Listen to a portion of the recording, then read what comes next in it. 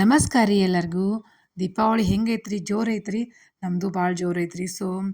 ಭಾಳ ಜೋರು ಅನ್ನಕ್ಕೇನ್ರಿ, ಭಾಳ ಬ್ಯುಸಿ ಮಾಡಿಬಿಟ್ಟೈತಿ. ಈ ಸಾರಿ ಅಂದ್ರೂ ಯಾಕೋ ಹೆಕ್ಟಿಕ್ ಅನ್ಸಕತ್ತೈತಿ ಒಂದೊಂದು ಸಾರಿ. ಸೊ ಇವತ್ತು ನರಕ ಚತುರ್ದಶಿ ಐತಲ್ರಿ, ಹಿಂಗಾಗಿ ಎಣ್ಣೆ ಕಾಸ್ಕೊಂಡೆ. ಎಣ್ಣೆ ಕಾಸುವಾಗ ಒಂದು ಸ್ವಲ್ಪ ಪಚ್ಚ ಕರ್ಪೂರ ಹಾಕಿದ್ನಿ ರೀ. ಹೆಲ್ತಿಗೂ ಚಲೋ, ತಂಪು ಭಾಳ ರೀ ಮಕ್ಕಳಿಗೆ. ನನಗೊಬ್ರು ನನ್ನ ಫ್ರೆಂಡ್ ಒಬ್ರು ಈ ಟಿಪ್ಸ್ ಕೊಟ್ಟಿದ್ರೆ ನಾ ಯಾವಾಗಲೂ ಫಾಲೋ ಮಾಡ್ತೀನಿ ಅದನ್ನು. ಚಲೋ ಅನಿಸ್ತೈತಿ. ಸೊ ಅದಾದಮೇಲೆ ಮೂರು ಮಂದಿನೂ ಎರೆದು ಆರತಿ ರೆಡಿ ಮಾಡ್ಕೊಂಡೆ ರೀ. ಈ ಕಡೆ ಪೂಜೆ ಮಾಡಿಕೊಂಡೆ. ಪೂಜೆ ಮಾಡಿಕೊಂಡು ಆರತಿ ರೆಡಿ ಮಾಡ್ಕೊಂಡು, ಯಾಕಂದ್ರೆ ಇವತ್ತು ಆರತಿ ಮಾಡ್ತೀವಿ ರೀ. ಸೊ ನರಕ ಚತುರ್ದಶಿ ದಿನ ಒಂದಿಷ್ಟು ಜನ ಅಂದ್ರೆ ಆರತಿ ಮಾಡ್ತಾರೆ. ಅಂದ್ರೆ ಗಂಡು ಮಕ್ಕಳಿಗೆ ಒಂದಿಷ್ಟು ಜನ ಪಾಡ್ಯ ದಿನ ಮಾಡ್ತಾರೆ. ನಮ್ಮ ತವ್ರ ಮನೆಯಾಗೆಲ್ಲ ಪಾಡ್ಯ ದಿನನ ಮಾಡೋದು ನಾವು. ಇಲ್ಲೇ ನಮ್ಮ ಗಂಡನ ಮನೆಯೊಳಗೆ ಅಂದ್ರೆ ನಾವಿರೋ ಊರೊಳಗೆ ನರಕ ಚತುರ್ದಶಿ ದಿನನ ಮಾಡ್ತಾರೆ. ನನಗೂ ಭಾಳ ಅನುಕೂಲ ಆತ್ರಿ ಇದು. ಯಾಕಪ್ಪ ಅಂತಂದ್ರೆ ಪಾಡ್ಯ ದಿನ ಇವ್ರು ನಮ್ಮ ಸರ್ ಭಾಳ ಬ್ಯುಸಿ ಇರ್ತಾರೆ ನಮ್ಮ ಮನೆಯವ್ರು. ಹೀಗಾಗಿ ನಾ ಏನು ಮಾಡಿಬಿಡ್ತೇನೆಂದ್ರೆ ಬೆಸ್ಟ್ ಅನಿಸ್ತದೆ ಇದು ನನಗೆ. ಅವರು ಕೂಲ್ ಇರ್ತಾರೆ, ನಾವು ಕೂಲ್ ಇರ್ತೀವಿ.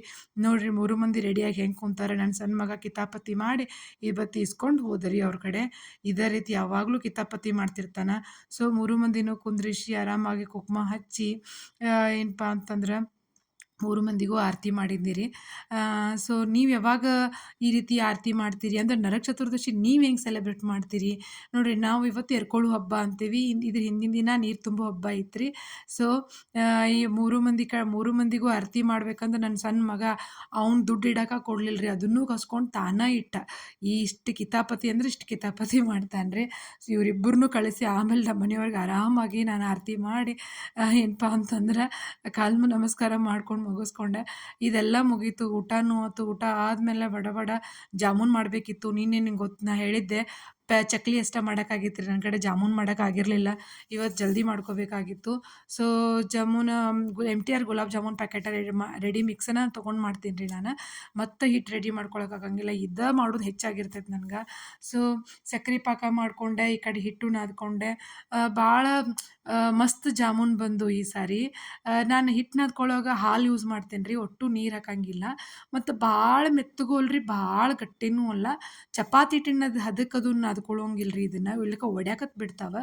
ಸೊ ನಾನು ಸ್ವಲ್ಪ ಉಂಡೆ ಮಾಡ್ಬೇಕಂತಂದ್ರೆ ಅವನ್ನ ಗುಂಡ್ಗೆ ಮಾಡ್ಬೇಕಂದ್ರೆ ತುಪ್ಪ ಹಚ್ಕೊಂಡು ಮಾಡ್ತೀನಿ ರೀ. ಅದ್ರ ಸಲುವಾಗಿ ತುಪ್ಪ ತೊಗೊಂಡೆ. ತುಪ್ಪ ತೊಗೊಂಡು ಅವನ್ನ ಏನು ಮಾಡೋದಪ್ಪ ಅಂತಂದ್ರೆ ಗುಂಡು ಗುಂಡು ಗುಂಡು ಮಾಡಿ ಏನು ಮಾಡ್ತೇನೆ ಅಂತಂದ್ರೆ ಕರ್ಕೋತೀನಿ ರೀ.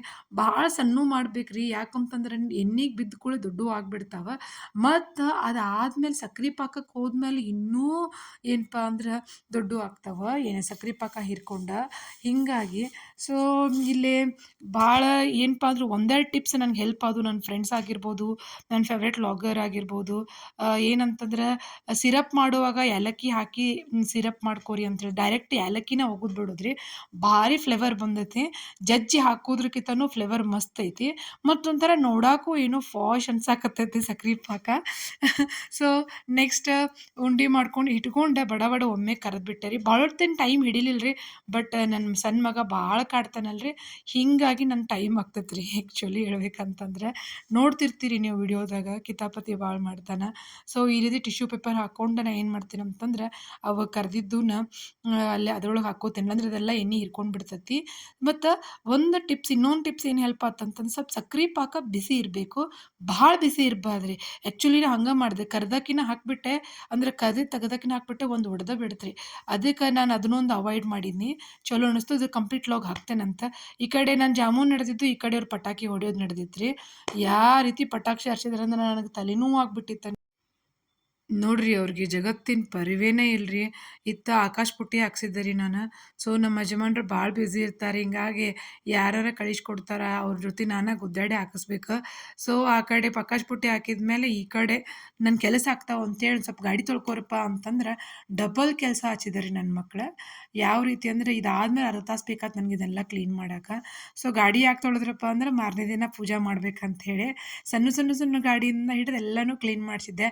ಅವ್ರಿಗೂ ಒಂದು ಹ್ಯಾಪಿನೆಸ್, ನನಗೂ ಒಂದು ಸ್ವಲ್ಪ ಟೈಮ್ ಇದು ಹೋಗ್ತೈತೆ ಅಂಥೇಳಿ. ಸೊ ಅದಾದ್ಮೇಲೆ ನನ್ನ ಮಗ ಜಾಮೂನ್ ಟೇಸ್ಟ್ ಮಾಡಿ ಹೇಳಿದ ಹೆಂಗೈತೆ ಅಂಥೇಳಿ. ಚಲೋ ಆಗ್ಯಾವ ಅಂತಂದ. ಅಗದಿ ಏನಪ್ಪ ಅಂತಂದ್ರೆ ಶೆಫ್ ಸ್ಟೈಲ್ ಒಳಗಿಲ್ಲ ಅಂದರೂ ಅಡ್ಡಿ ಇಲ್ಲ, ಮಸ್ತ್ ಆಗ್ಯಾವ. ಸೊ ಇದು ಇವತ್ತಿನ ವ್ಲಾಗ್ ಆಗಿತ್ತು. ಇನ್ನು ನಾಳೆ ವ್ಲಾಗ್ ಸಲುವಾಗಿ ವೇಟ್ ಮಾಡಿರಿ. ಹೆಂಗೆ ಅನ್ಸಾಕ್ತೈತೆ ಅನ್ನೋದು ಕಮೆಂಟ್ ಮಾಡಿರಿ. So thank you.